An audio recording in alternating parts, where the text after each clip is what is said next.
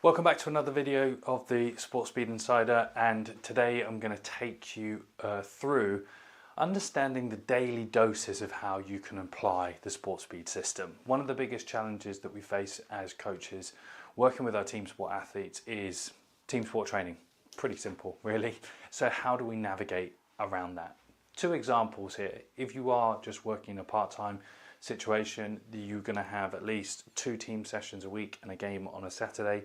And within your team sessions, you're going to have either, if you're lucky, a weight session before training, maybe 15 minutes in the warm-up to do group speed, and then the actual team sport practice itself. If you are in a professional sporting environment, you're still going to only have your 2 main days, maybe plus another install day, and then 1 to 2 weight sessions a week. And then maybe, if you're lucky, a speed session, like a standalone speed session 2 days before a game. So again, percentage of time wise, there's not a lot of time that you can be dealing with. And that's why the Sports Speed system is so powerful, because the success lies in it by understanding the facets of adaptation that we can create with the time that we have available. So again, let's go right back to the principles of general speed. General speed is all about developing linear and pre-planned change of direction outputs. They're your maximum outputs that we're just trying to increase.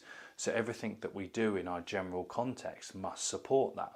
So when we look at our training programs, then we have to ask that question. And your weight training programs that you have, I think then you need to shift the emphasis to create performance programs, and performance programs will then ultimately start to drive your intention to generating performance enhancements rather than weight room enhancements. Remember, those early adaptations, those early acute training effects will be long gone quite quickly, and our goal is to nurture that annually, biannually, periodically. And I think if we can accept that and start working towards that, then we're going to be really well stood off. So when I'm just going to walk you through something today to get your brain activated and get you thinking about how you can start to implement the daily doses of the Sports Speed system.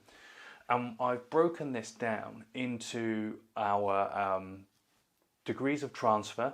Okay, the way in which we get effective transfer of training, which is our motor control, so the skill learning, the skill acquisition, then the power output, the biodynamic and bioenergetic outputs that we're able to create with our athletes to improve speed and change of direction. Then the actual sports skills itself, okay, so that will cover general, specific to special speed, and then the sport, the tactical speed, the tactical elements of speed. So if we were to consider this scenario as a in-season training week, that's going to be the best place to start. And then we'll create a variation quickly for an off-season, because if we can get it right in season, if you can get it right in competition, then it's easy to do it out of competition. And when we get to in competition, we tend to just hold on to our weight training exercises like they're going to be any important when they're really not. So when we consider this, if we go right here to day 6, that's all about the sport. We can't do anything there, okay? But ultimately we're expressing everything else. And day 7, of a cycle is going to need to be rest, because it's the day after the competition at a minimum. So then when we start considering, well, how do we structure and what are we getting daily doses? Let's argue again, day 3 is probably going to need to be some sort of rest interval there. This is a typical field sport. Tuesday, Thursday is the big high days, the tough days. Team run on a Friday, game on a Saturday, install day on a Monday. So we've kind of got this low-high model. Okay, so low, high, low, high. All right. And on our low day, our initial low day, we're still going to be carrying fatigue off of day 6, which is our game. So when we come into what would then technically be day 8, right, as a rollover, it's going to be day 8. what we have to do here is prioritize the motor control elements, the skill. Okay, so we prioritize the motor control elements of our movement and the skills of our game. So what does that look like practically? Well, using the learn, load and execute formula, today in our gym session or your pre-recovery field session or your athlete session, everything would be learn focus. All right, it would be low level. All right, so remember the rules of low intensity training can be extensive in nature, sweaty in nature, not too taxing on the cardiovascular system, and definitely not taxing on the central nervous system. So what we're able to do is everything here can be done for skill driven. All right, the things that you're working on in your stacks. And next week the lesson and the mini lecture is going to be on coaching within your drill stacking. We're here focusing on that front, that learn.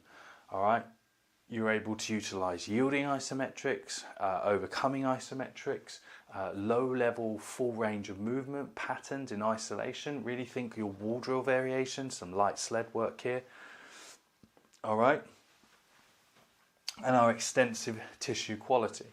Then coming into day 2, we're able to hit a full stack. Okay, we're able to address motor control, address power output, address the skills of the sport and the sport itself. So what this would look like if you were it would be really useful in private part-time environments. Players would usually have turned up to training and do a gym session before we hit the field. So the example that I would use here is we would focus on the specific power outputs in the gym before, and then the motor control elements on the field along with the speed skills, as it were. So you would here be focusing on, in season, you'd be focusing on explosive jumps, specific power output in specialized exercises and specific exercises. So are we able to do, can we do loaded broad jumps, sled broad jumps? Are we assessing power with our wall drills? If you've got an accelerometer, you can put it on the hip. If you've got a linear transducer, you can put it on the hip as well. And then address, some of the other elements of conditioning that you might want to, a bit of explosive upper body for muscle mass protection and stuff like that. But then utilizing that 15 minutes before training to start to pick a skill element of the game that you want to be reinforced by speed. So in rugby union for wingers or just, backs or any position, can we start to learn to accelerate aggressively whilst catching and passing a ball, and not having to, even if we have to check on the pass, not lose speed and lose power in our movements? Can we do build-up, kick chases, chip and goes in Gaelic sports, for example? Can we work on the timing of running and playing the ball? And then obviously we're going to use sport. We use sport itself, aren't we? They're going to be training, all right? And then always the skill that we choose supports the first practice element of training. All right, then it's rest. And rest, daily doses of the Sport Speed system, rest is addressing tissue quality. So when we want to, I'm a big advocate of yin yoga. I'm a big advocate of stretching for all of our athletes. I think it's an under-tapped area. So that's where we're going to start to decompress the body, decompress the athlete to move on. And then we're going to be high back in again. So what we can hit again is a full stack. Oh, my tick's gone mad. It's a full stack of practice there. We can get it all in, but it should all complement. And if you wanted to think, what emphasis am I going to change if it's in season, then we're going to be looking at a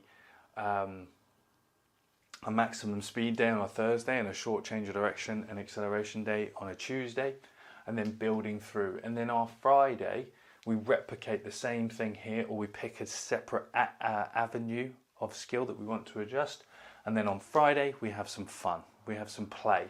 There's some speed games that you can play where we're going to just basically be focusing on addressing the skill And it's going to be indirect learning, okay, towards the motor control. So it's more exploratory, exploration, having fun, doing those things. So that's how I would daily dose the SportSpeed system from a conceptual point of view, and one that I found works really, really well. And stay tuned for the video next week where we are going to be coaching in the drill stacks itself, and I can't wait for you to see that one. So thanks again, I'll see you soon.